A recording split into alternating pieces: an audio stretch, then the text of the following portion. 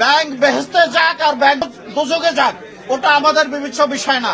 আমার বিবেচ্য বিষয় আমার রক্ষিত টাকা আপনি ফেরত দিবেন।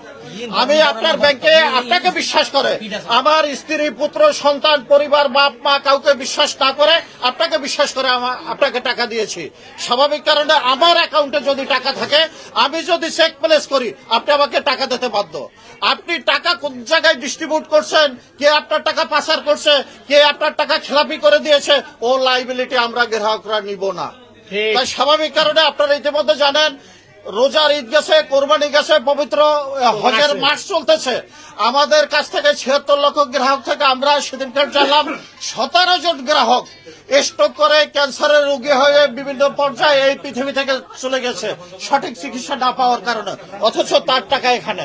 আপনারা অনেকে দেখেছেন, আপনারা সাংবাদিকদের বদৌলতে আমরা দেখেছি, সন্তানের লাশ কাঁধে নিয়ে মা বলতেছে আমার টাকা ব্যাংকে, আমি সন্তানের চিকিৎসা করাতে পারিনি। এর চেয়ে মানবিক আর কি থাকতে পারে আপনারা বলেন? আমরা জানি যে ব্যাংক কর্মকর্তারা অসহায়। আমরা একটু আগে ইউনিয়ন ব্যাংকে গিয়েছিলাম, ওরা আমাদের সাথে একাত্মতা ঘোষণা করে ওরাও আমাদের সাথে বের হয়ে আসছে যে আমরাও এর মধ্যে থাকতে চাই না।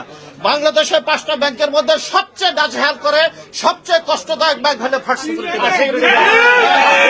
ফার্স্ট সিকিউরিটি ব্যাংকের জ্বালায় অতিষ্ঠতে আমাদের কিছু গ্রুপ আছে আমানতকারীদের, সব জায়গায় শুধু ফার্স্ট সিকিউরিটি ব্যাংকের অনিয়ম। আমার বক্তব্য, 5টা ব্যাংক একজন প্রশাসক, মানে প্রত্যেকটা ব্যাংকের একজন প্রশাসক, 5টা ব্যাংক এখনো ইসলামী সম্মিলিত ব্যাংক। ও একটা নেতৃত্বে তাড়িত হবে। ও এক একজন এক এক রকমের ইন্ডিভিজুয়াল।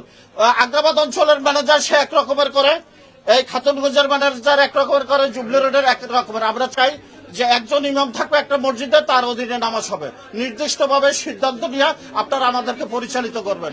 স্পষ্ট বক্তব্য, আমাদের পিঠ দেয়ালে ঠেকে গেছে, আমাদের আর করণীয় কিছু নেই। আমি আপনার কাছে করুণা চাইতে আসিনি, আমি আপনার কাছে ভিক্ষা চাইতে আসিনি, আমি আপনার কাছে সহানুভূতি চাইতে আসিনি।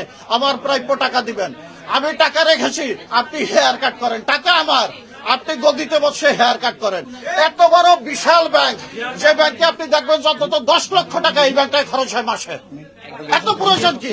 আপনি ঈদের বোনাস পাবেন, আপনি কোরবানির বোনাস পাবেন, আপনি আমার টাকা এসিতে চলবেন, আমার টাকার গাড়িতে চলবেন, আর আমি পারবো না, আপনি আমাকে হেয়ার কাট করবেন। এই কারণে আমরা, ব্যাংক আমার প্রতিপক্ষ নয়, সরকার আমার প্রতিপক্ষ নয়।